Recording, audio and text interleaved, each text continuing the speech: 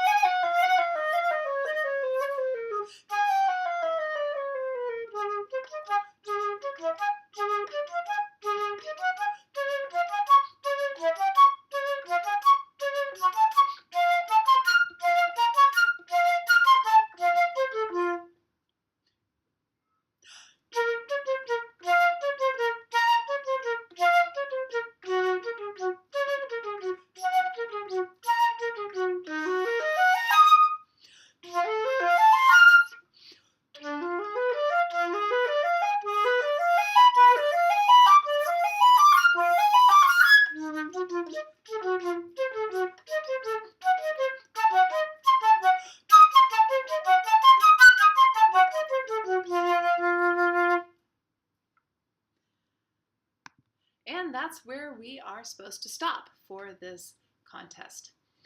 So I'd like to talk with you a little bit about the style of tonguing that I used. I ended up single tonguing, although many people might choose to double tongue, tu tu tu tu tu tu tu tu tu tu tu, and that's just fine too. I wanted a single tongue just to give it extreme clarity. Sometimes my single tongue got a little bit harsh and it squeaked a little bit, but most of the time it was pretty much the way I wanted it.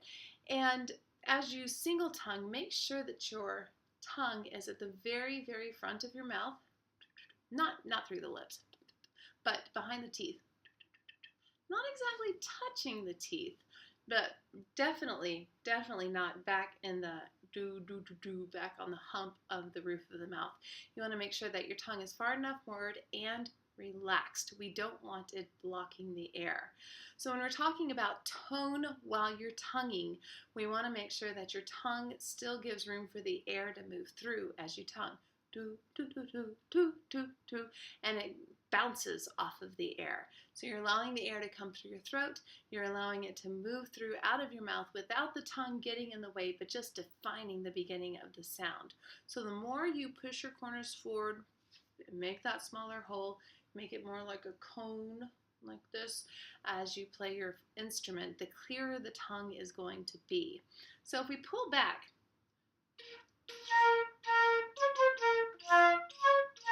you hear how the tongue kind of gets a little bit fuzzy, like non-existent. If the tongue is too far back, but we're using the right embouchure,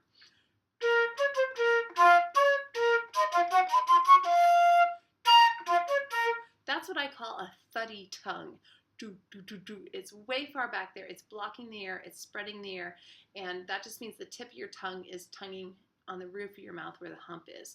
We want that little spot in the mouth where you burn whenever you eat a really hot piece of pizza. It's right there behind the front teeth, but still on the roof of the mouth. And say, ta, ta, ta.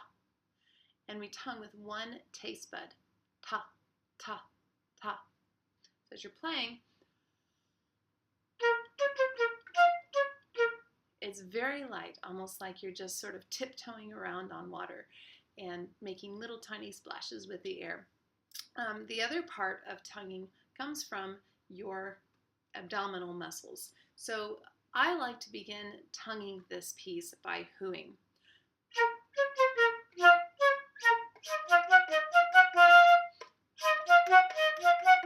Make sure your first finger is up on that middle E flat. I can't stress that enough, and I'll probably say it in all my other videos. But first finger up on the E flat, but I'm hooing, I'm not using the tongue.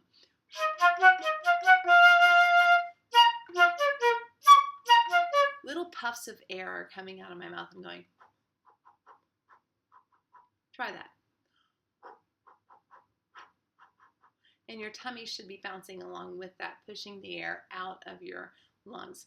Now, if you do more hoo and less too, you're going to get a much better tongue.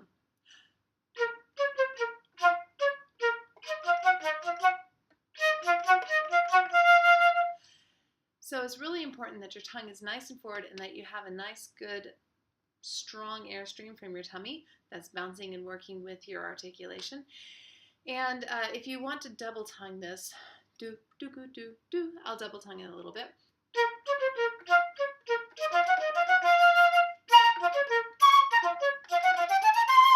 That gives a little bit more spectacular sound whenever you're going fast, but I can't emphasize, please do not go super fast on this piece. What we want is slow and steady wins the race, and I'll be saying that a lot too. But we want it slow, we want it clean, we want it clear, but most of all, we want the right notes, obviously. We want a nice steady tempo, and we want it cleanly articulated. So if you have a good tone while you're tonguing, you're going to be ranked as a better musician, because we like the way you sound when you slur, and we like the way you sound whenever you tongue. We like the way you sound when you're high, and we like the way you sound whenever you're low. And of course, in the middle, sometimes is the hardest way to make a great sound. So a great way to practice is going from F. This is a Moise exercise.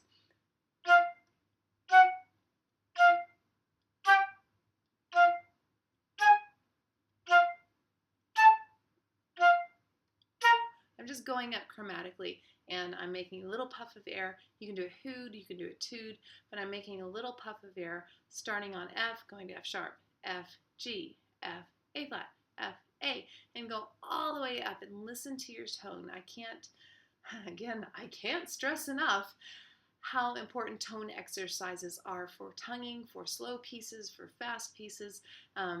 If you practice things that are simple and you can make a good tone on those, you are more than likely going to be able to make a great sound on the fast piece. As you play your piece fast and all the way through, because sometimes they do ask the entire piece if you're in the second phase, which means you've gotten selected to go to the second round. People go a little bit faster, but try not to fly off the handlebars fast. It's not worth it. You start getting on a roll, and then you start getting faster and faster and rushing and rushing and rushing, and then you can't handle it anymore. So be sure and practice this with the metronome.